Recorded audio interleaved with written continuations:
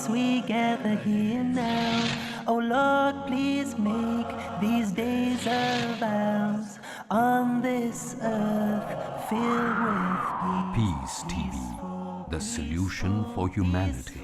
peace. Oh, you who believe, give charity for the pleasure of Allah, the pleasure of Allah. Oh, you who believe, read the Quran every night of Ramadan, night of Ramadan. Welcome, O Ramadan. It is Ramadan. It is Ramadan.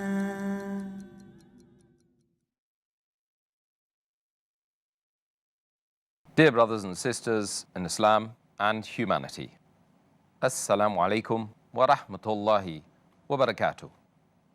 May the peace, mercy, and blessings of Allah subhanahu wa ta'ala be on all of you. Welcome to the show, Ramadhaan, a date with Dr. Zakir.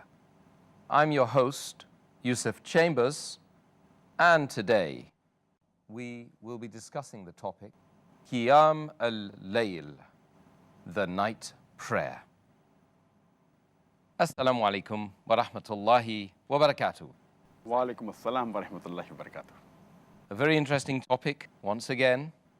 And the first question I have for you is, as we've often been doing, first question, what is the meaning of the term Qiyam al-Layl?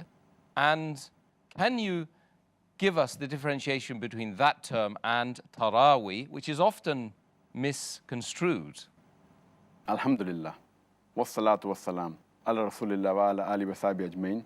Amma ba'd. A'udhu billahi minash shaitanir rajim. Bismillahir rahmanir rahim. Rabbi shrah li sadri wa yassir li amri wahlul 'uqdatam min lisani yafqahu qawli. As far as the word Qiyamul Layl is concerned, it is broken up into two words, Qiyam. Qiyam means to stand, and al-Layl means the night. So literally it means standing in the night.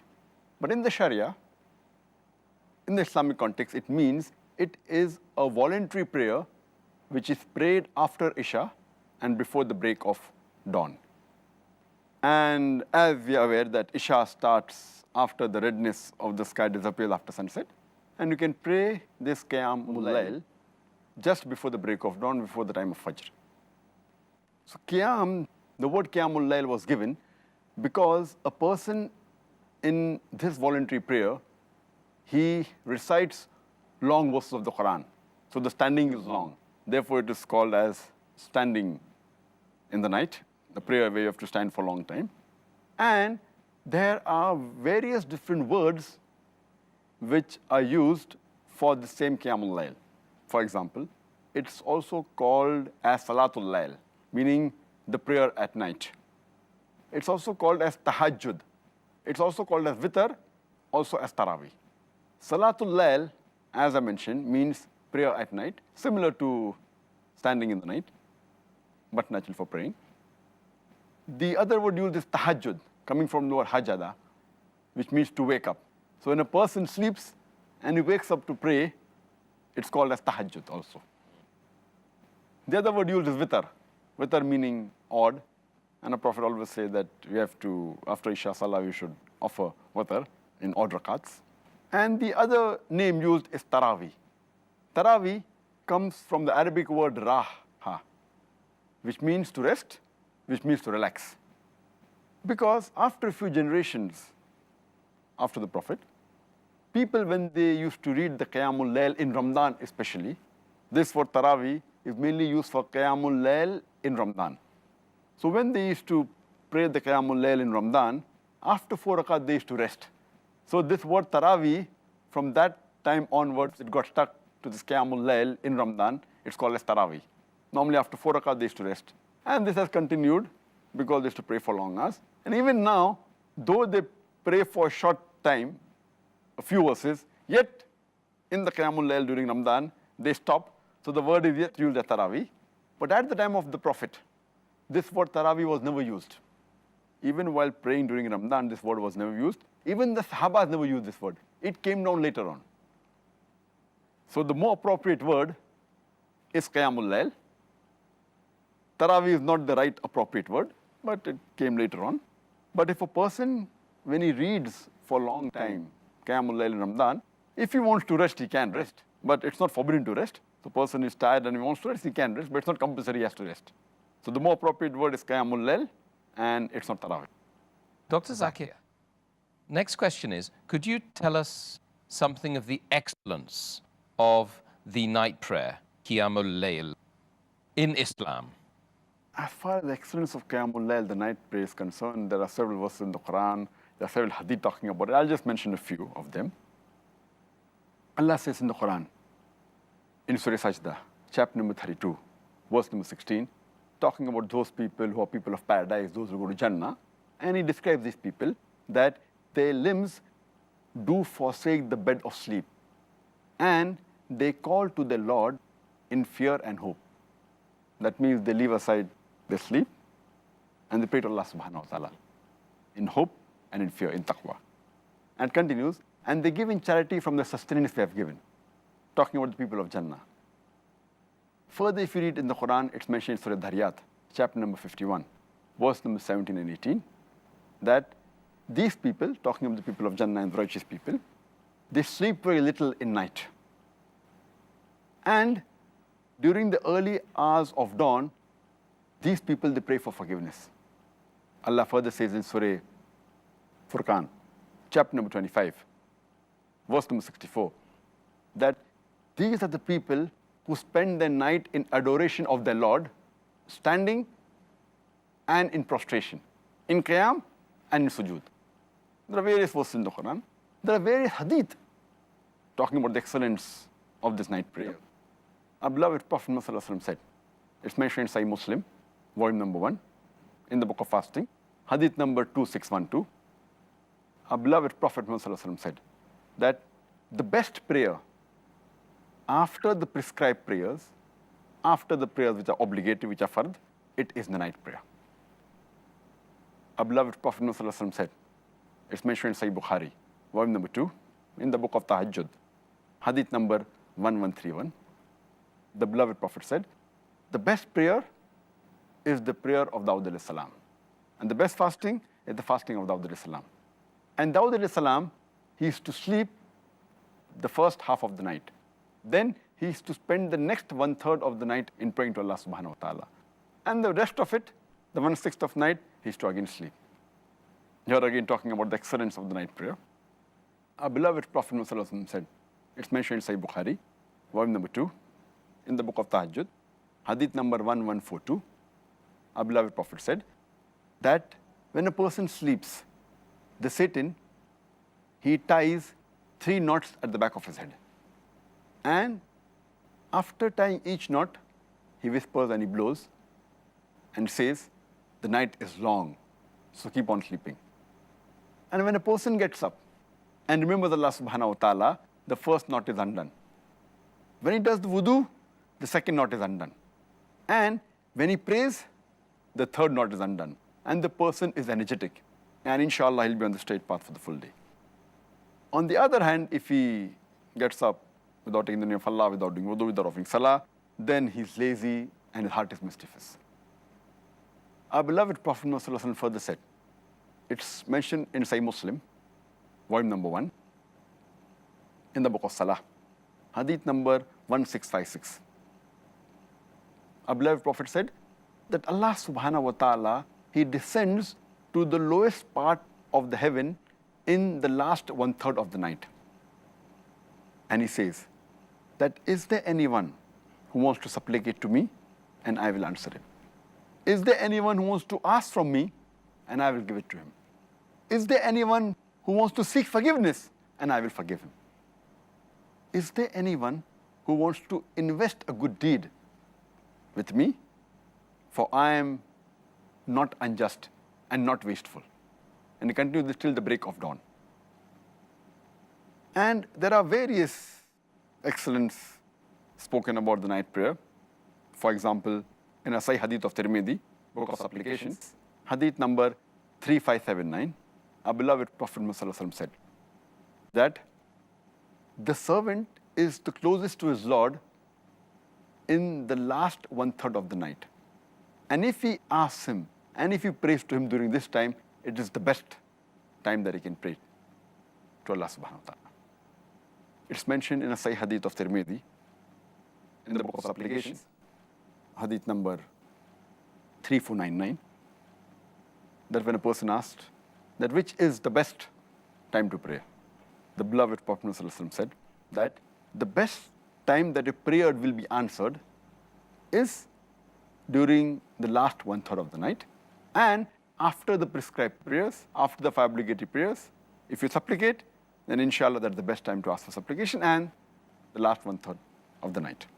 It's mentioned in Sunan Abu Dawud, volume number 1, in the book of Salah, Hadith number 1417, the beloved Prophet Muhammad said that Allah subhanahu wa ta'ala has added one more prayer for you, that is the witr. And if anyone wants to pray 5 rakat in witr, he may do so. If anyone wants to pray 3 rakat for witr, he may do so. If anyone wants to pray 1 rakat for witr, he may do so. It's further mentioned Sunan Abu Dawud, volume number 1, in the book of Salat, Hadith number 1303. The beloved Prophet Muhammad said that a person who gets up in the middle of the night and prays to Allah subhanahu wa ta'ala and wakes up his wife, and if she doesn't wake up, then sprinkles some water on her, Allah's mercy and blessing is on such people. And the hadith further continues that Allah's mercy and blessing are on those women who wake up in the middle of the night and they pray to Allah subhanahu wa ta'ala, and they wake up their husbands. And if the husbands don't wake up, they sprinkle water on them. So again, it is one of the best prayers after the obligatory prayers. Our beloved Prophet Muhammad further said, it's mentioned in Sunan Abu Dawud, volume number 1, in the book of Salah, Hadith number 1302. The Prophet's wife, Hazrat Aisha, may Allah be pleased with her, she said that the Prophet used to always pray the Qiyamul Layl, and he never missed it. Even when he was sick and ill or lethargic, he used to pray, even though he used to pray while sitting. He never missed it. So this was few of the hadith and few Quranic verses which speak about the excellence of the night prayer. Well, thank you very much for the answer, Dr. Zakir, and I'm sure that that's very useful and informative for our viewers to know all about the excellence of the night prayer. In Islam generally, of course. Now I want to move on to discussing Qiyam al-Layl in terms of Ramadan. Could you give us some information about Qiyam al-Layl in the month of Ramadan? All the advantages, all the blessings, all the excellence which are there, which I spoke in the earlier answer, for Qiyamul Layl generally, is multiplied in the time of Ramadan. Ramadan is the month of mercy, as we discussed earlier, and you get more sawab, you get multiple times more sawab, 10 times to 700 times. So all the excellence discussed in the normal time, in the month of Ramadan, it is multiplied. And the beloved Prophet Muhammad said, it's mentioned in Sahih Bukhari, volume number 3, in the book of fasting, Hadith number 2009, that anyone who offers the night prayer in the month of Ramadan with the belief and with seeking Allah's reward, all his past sins will be forgiven. And it's mentioned in the Sahih Hadith of Sayyid Hibban, Hadith number 3438, that the person who comes to Muhammad and asks him that what if I say there is no God worthy of worship except Allah subhanahu wa ta'ala, who has got no partners, and Prophet Muhammad is the messenger of Allah subhanahu wa ta'ala, and if I offer 5 times obligatory salah prayers, and if I fast in the month of Ramadan, and if I pray in the night during Ramadan, if I offer the night prayer in Ramadan, Qiyamul Layl, and if I give zakat, then what is my position? So the beloved Prophet said that anyone who does all these things, he will be amongst the Siddiqeen, that's the righteous people, and among the Shuhada, amongst the martyrs. So this is the importance. Everything is the same, but it's multiplied. Will be called amongst the righteous people and amongst those who are martyrs. And therefore, a person should see to it that he should offer the Qiyamul Layl in Ramadan. It's very important. He should not miss it. And furthermore, besides the spiritual benefits that are discussed in the previous answer, there are even physical benefits. When a person fasts for the full day, then during iftar he eats, and then if he offers Qiyamul Layl, it is good for the body. The body is fasting, then he stands, in the posture of bowing, then the sujood. It's a good exercise, and besides getting spiritual benefits, it even gets physical benefits. So as far as possible, a person should see to it that he should not miss the Qiyamul Layl. Excellent. I'm sure that a lot of people are going to be praying the night prayer now after you've given that good advice. The next question is relating to the time that Qiyam al-Layl should be practiced during the night. What's the best time during the night? Our beloved Prophet ﷺ said, it's mentioned in Sahih Hadith of Musnad Ahmad, volume number 6, page number 7. The beloved Prophet ﷺ said that Allah subhanahu wa ta'ala has added one more prayer, that is the witr. So pray witr between Isha and Fajr. That means the time of Isha is after sunset, when the redness in the sky disappears. That is the time of Isha. So after you offer Isha, you can pray any time before the break of dawn, before the time of Fajr starts. This is the earliest and the latest where you can pray the Qiyamul Layl. And as I mentioned earlier, witr is another name for Qiyamul Layl. And a beloved Prophet ﷺ said, it's mentioned in Musannaf Abdul Razak, hadith number 4623, that a beloved Prophet ﷺ said that if someone fears that he will not wake up in the night, then he can offer the witr or the Qiyamul Layl in the early part of the night. But if a person knows that he's going to get up at night, he should pray at night after he gets up from sleep. Because praying in the later part of the night is much better, where angels witness for the person. And as I mentioned earlier, the hadith I mentioned earlier of Sahih Muslim, or number 1, hadith number 1656. It's a hadith which is also there in Sahih Bukhari with a different wording. It is muttafiq alayh. It also occurs in Sahih Bukhari, volume number 2, in the book of Tahajjud, hadith number 1145. Our beloved Prophet ﷺ said that Allah the Supreme, the Glorious, He descends to the lowest part of the heaven during the last 1/3 of the night. And then He asks, is there anyone who is supplicating to me so that I can answer his supplication? Is there anyone who is begging to me so that I can give him? Is there anyone who's asking forgiveness so that I can forgive him? It's the muttafiq alayh hadith, occurs in Sahih Muslim, also in Sahih Bukhari. It's further mentioned in the hadith of Tirmidhi, in the book of supplications, hadith number 3579, that the closest a servant is to his creator Allah subhanahu wa ta'ala is during the last 1/3 of the night. And if he prays to him during that time, it's the best. So the Qiyamul Layl, the witr, it's immediately after Isha is the earliest you can pray, up to the break of dawn. But the best time is the last 1/3 of the night. And that's what is further mentioned in Sahih Bukhari, volume number 3, hadith number 2010, where Hazrat Umar, may Allah be pleased with him, he said when people were offering the Qiyamul Layl in Ramadan immediately after Isha, that it's good, but it would have been better if they offered the last 1/3 of the night. So praying in the last 1/3 is the best. But you can start immediately after Isha and pray just before the break of dawn, before the Fajr time. But in the mosque generally, majority of the mosques, they have immediately after Isha, that is approximately 2 hours after the break of fast, after sunset, plus minus half an hour, most of the mosques, because it's convenient. Because there are people who are young, in the congregation. There are people who are elderly people, there are women. So to make it easier and not to make life difficult for them, because most of them it's difficult for them to get up in the middle of the night. So in majority of the mosque, they have it immediately after Isha, about maybe 2 hours or 2.5 hours after the break of fast, which is no problem at all. It's better to pray than not to pray. Better to pray early than not to pray. But the best time is last 1/3 of the night. So if some of the mosques have during the last 1/3 of the night, Qiyamul Layl in Ramadan, that's the best. But the majority of the mosques have it earlier, which there is no problem at all.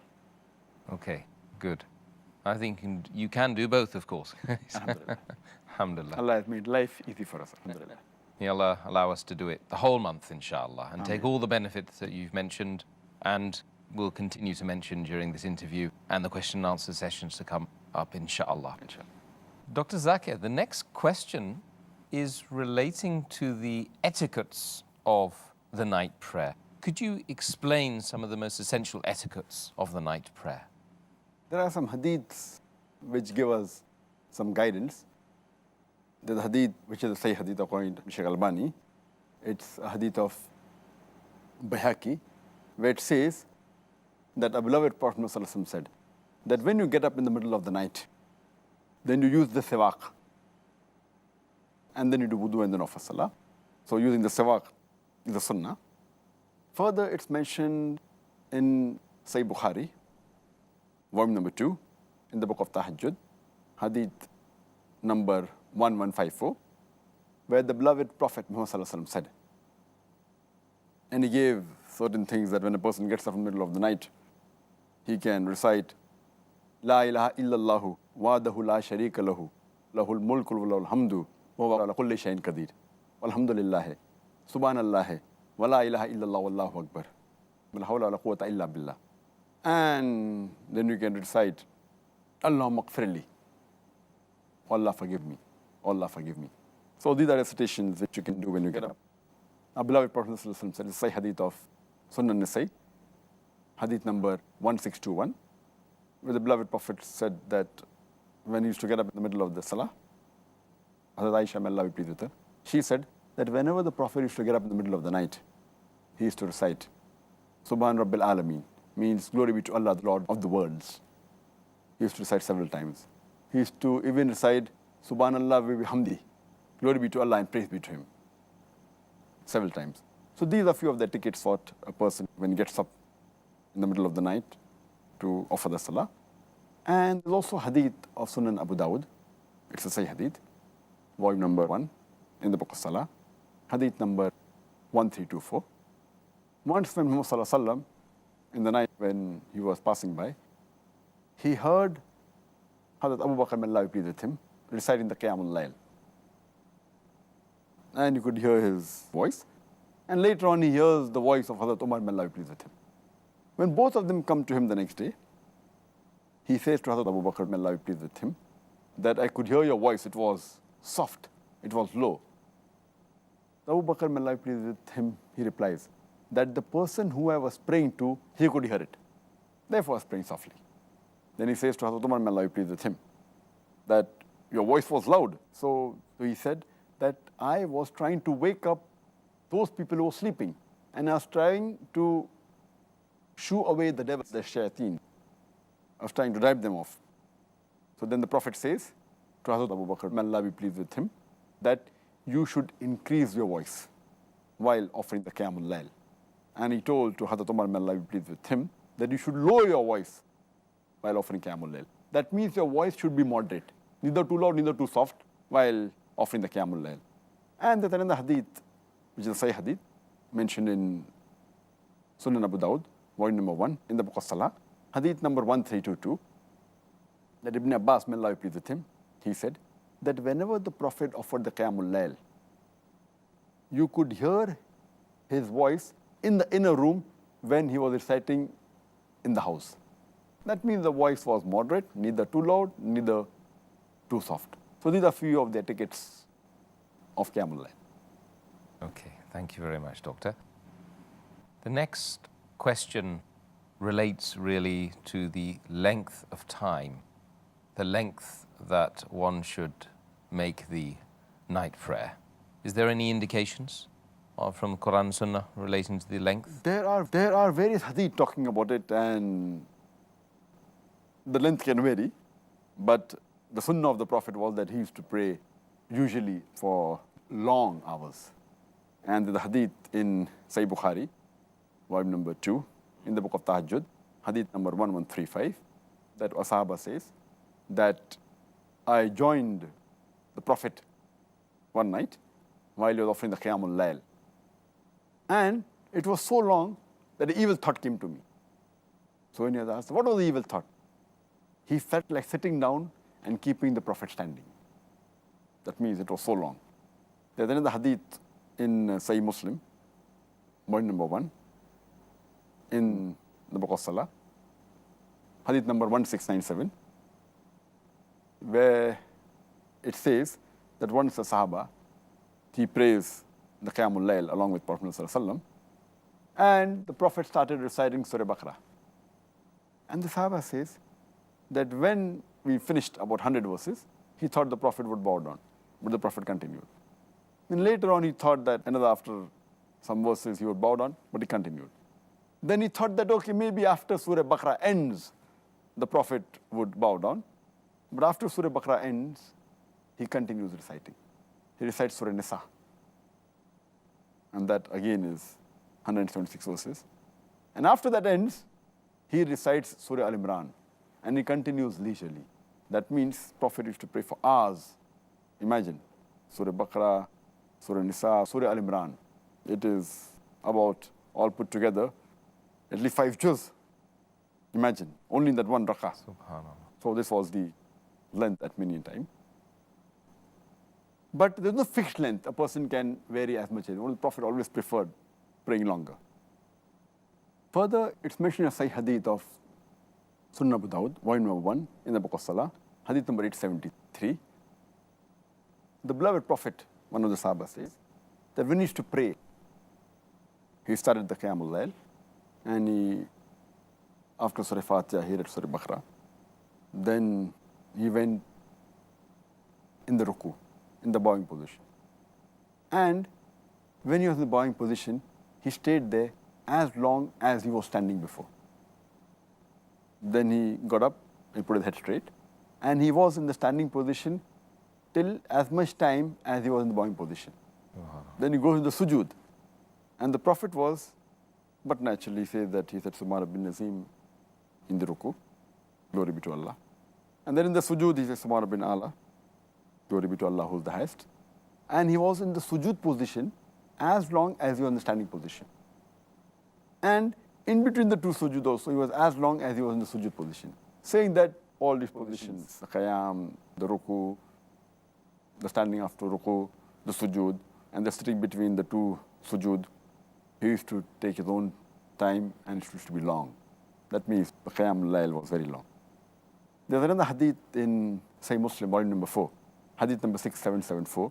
Hazrat Aisha, may Allah be pleased with her, she says that the Prophet, while offering Qiyam al-Layl, the night prayer, he used to stand for such long hours that his feet used to swell. So his wife, Hazrat Aisha radiallahu anha, may Allah be pleased with her, she says that all your past and the future sins have been forgiven. So why do you ask for forgiveness so much? Why do you pray for so long? So he said, shouldn't I be thankful to Allah subhanahu wa ta'ala? So all the more reason he says you should be thankful. So the Prophet normally used to pray for long hours. So the longer you offer the Qiyamul Layl, the better it is. Well, may Allah give the strength to utilize the night prayer with length, like you've described the Prophet Muhammad ﷺ to have done. Alhamdulillah. Dr. Zakir, is it better, according to Quran and Sunnah, to offer the Qiyam al-Layl individually or in congregation? There are hadith which say that a person can offer Qiyamul Layl individually, also in congregation. Both are accepted. And all the references I gave, most of them the Prophet used to offer together. And I gave some references when the Sahaba used to join the Prophet, so both are there. But as far as which is better, but natural. There are various hadith in Sahih Bukhari saying that if you offer in congregation, you get 27 times more sawab. You know, the two hadiths saying that.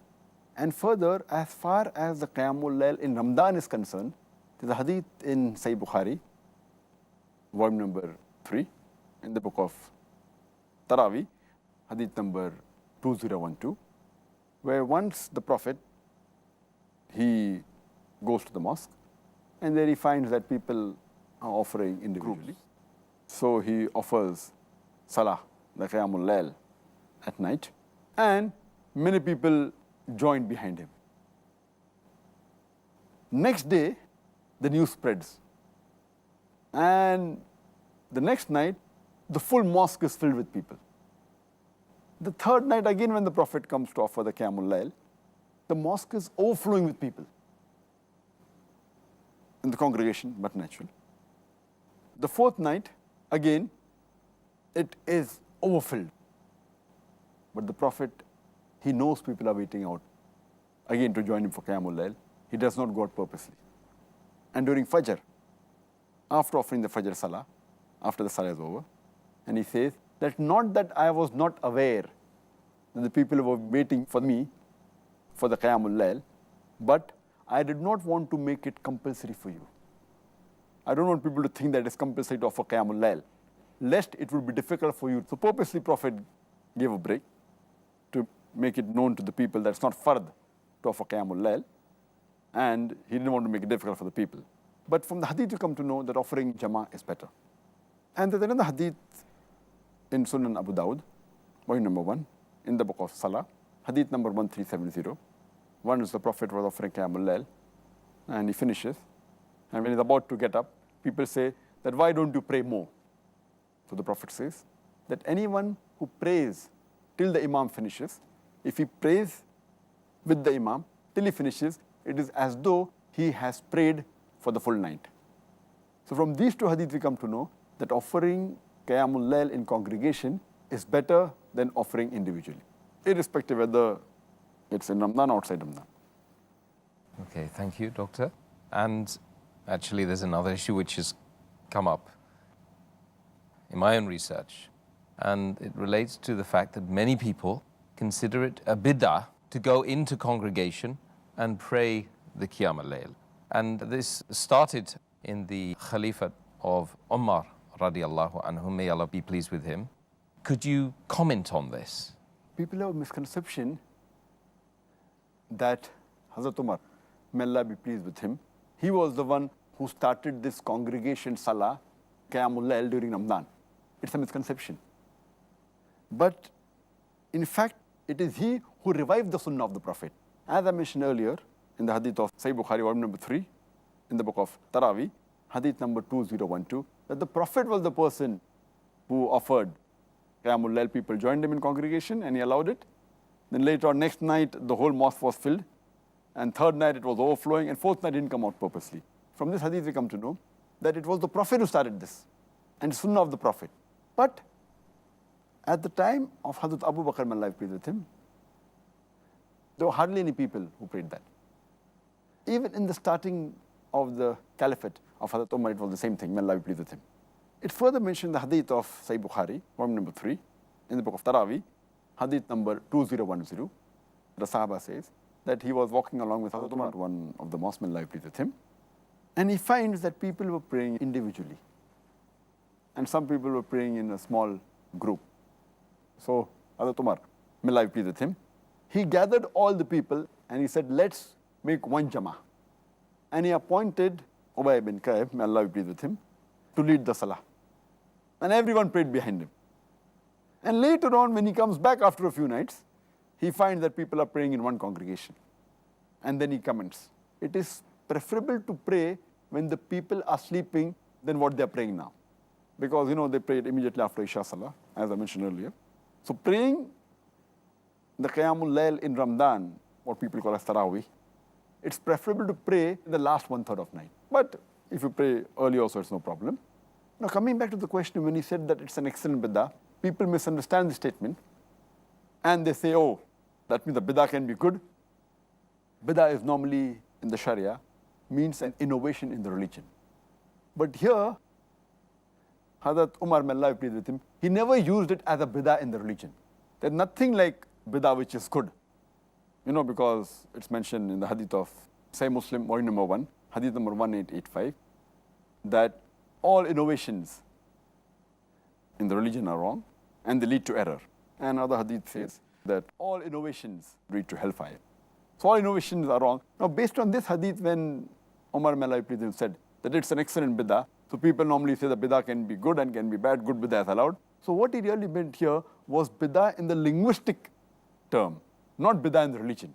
Because in linguistic term, bid'ah means something which is new. So at that time, people did not pray in one congregation. So he reminded them of the sunnah of the Prophet ﷺ. So it was going back to the sunnah of the Prophet, but for that time it was bid'ah linguistically, it was something new. So it doesn't mean that Hazrat Umar, may Allah be pleased with him, he innovated something in the religion. He took the people back to the sunnah of the Prophet. For example, if I go to a city where people are wearing the trousers below the ankle, and if I say that, wearing above the ankle is the sunnah of the Prophet. But it's a bid'ah for that time, because people, it's new for them. They don't know about it. So it's bid'ah for that time, but it's going back to the sunnah of the Prophet, wearing the trousers above the ankle. So people misunderstand the statement of Umar, may Allah be pleased with him, talking about new for that time and for that place and for that people. But actually, it is going back to the Prophet. So it is not what Hazrat Umar, may Allah be pleased with him, he innovated it. He told the people that this is what the Prophet did. And there are several such examples. Many Muslims, temporary marriage done by some groups of Muslims. The Prophet prohibited that. Hazrat Umar, may Allah be pleased with him, he knew about it. So during the 7th Hijri of Tabuk, he said it is wrong. So people think he imposed it. But he knew the Prophet said it was haram, the temporary marriage. It's called as muta. So just because he implemented the sunnah, which very few people knew at that time, and he was there when the Prophet said that muta, temporary marriage, is haram, people think that he brought it into the deen. It's going back to the sunnah of the Prophet. Hope that clarifies. Well, Jazakallah khair, Dr. Zakir. Dr. Zakir, I would call upon you to resolve one of the most common disputes in the Muslim Ummah during the month of Ramadan regarding the number of rakat that are prayed in the Taraweeh or the Qiyam al-Layl or the night prayer. Is it 8 or should it be 20? Our beloved Prophet ﷺ said, it's mentioned in Sahih Bukhari, volume number 1, in the book of Salah, hadith number 472, he said that when a person asks that how should he offer the Qiyamul Layl, the Prophet said that he should offer Qiyamul Layl in 2 rakat, followed by 2 rakat, followed by 2 rakat, followed by 2 rakat, and so on. And when he fears that dawn is approaching, he should offer 1 rakat. So all the rakats become witr, become odd. That means you can pray as many as you wish. Later on, have one number, an odd number, so that everything becomes odd. So as far as the number of rakats are concerned, you can pray as many as you wish. But as far as the practice of Muhammad Sallallahu Alaihi Wasallam is concerned, this mentioned in Sahih Bukhari, volume number 2, in the book of Tahajjud, hadith number 1147, that Hazrat Aisha, may Allah be pleased with her, she says that the Prophet, while offering Qiyamul Layl in Ramadan, used to always offer 11 rakat, not more than 11 rakat. And this he used to do even in other months. That means 8 rakat of Qiyamul Layl and 3 rakat of Witr. So it becomes 8 plus 3, 11 rakat. And there are various other hadith which always say that all the hadith that we find of the Prophet ﷺ, whether it be Sahih Bukhari, Sahih Muslim, all of them said that he prayed 8 rakat or this 11 rakat. 11 includes 8 plus 3. And further, the same hadith of Sahih Bukhari, volume number 2, in the book of Tahajjud, hadith number 1147, Hazrat Aisha, may Allah be pleased with her, when she says that the Prophet always offered 11 rakat in Ramadan and even other times. And she said that he used to offer 4 rakat. And I cannot narrate to you the time, the beauty and the length of these rakat. And it's to again offer 4 rakat. And I cannot narrate to you the beauty and the length of these 4 rakat. And then he used to offer 3 rakat, indicating 8 plus 3. But if you read the practice of the Salaf Salihin, of our predecessors, of the Sahabas, the Tabain, Tabi-Tabain, we find from records that they prayed 11 rakat, some prayed 13, some prayed 19, some prayed 23, some prayed 36, some prayed 39 rakats also. And if you read the Musannaf Ibn Abi Shayba, volume number 2, page number 165, 166, it says that the Tabain, when they offered the Qiyamul Layl in Ramadan, which is known as Taraweeh, they offered 20 rakat. Some place it says that they offered 36 rakat. So as far as the rakats are concerned, as the Prophet, the call, the commandment of the Prophet was that read 2 rakat, 2 rakat, 2 rakat, 2 rakat, as much as you wish, then one. And as I mentioned earlier in Sahih Bukhari, hadith number 472, volume number 1, you can read as many rakats as you want in 2, 2, 2, and then 1. But if you want to follow the sunnah of the Prophet always offered 8 rakat plus 3. So what is permissible? As many as you wish. 8, 10, 20, 36, no problem. And then followed by 3 witr. But the Prophet offered 8 plus 3, 11. But you can offer as many as you wish.